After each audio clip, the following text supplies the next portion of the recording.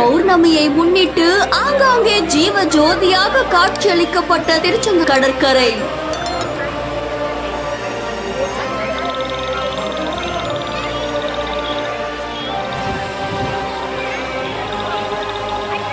சுப்பிரமணியனை காண சமுத்திரத்தை போல் திரண்ட ஆயிரக்கணக்கான பக்தர்கள். பக்தர்களின் வேண்டுதலை நிறைவேற்ற இப்படி ஒரு வழிபாடா? தூத்துக்குடி மாவட்டம் திருச்செந்தூர் அருள்மிகு சுப்பிரமணிய சுவாமி திருக்கோவில் அறுபடை வீடுகள்ல 2ஆம் படை வீடு.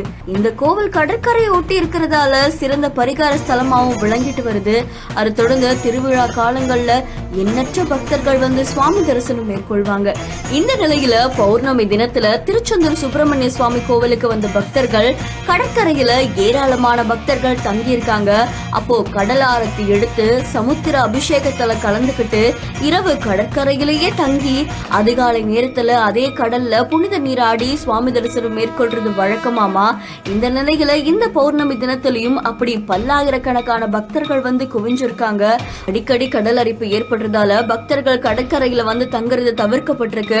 அதை தொடர்ந்து இப்ப 8 மாதங்களுக்கு அப்புறமா பௌர்ணமி தினத்துல தமிழகம் மட்டும் இல்லாம பல்வேறு பகுதிகளை சேர்ந்த சுமார் பல்லாயிரக்கணக்கான பக்தர்கள் கடற்கரையில வந்து குவிஞ்சிருக்காங்க. அதை தொடர்ந்து கடலுக்கு சமுத்திர அபிஷேகம் ஆரத்தி எடுத்தும் கடற்கரை மணல்ல விளக்கு ஏற்றி வழிபாடு செஞ்சிருக்காங்க. காவல்துறையினருமே பொதுமக்களுடைய பாதுகாப்புக்காக அங்க குவிக்கப்பட்டிருக்காங்க. இந்த காட்சிகள் சமூக வலைதளங்கள்ல வைரலா பரவிட்டு இருக்கு.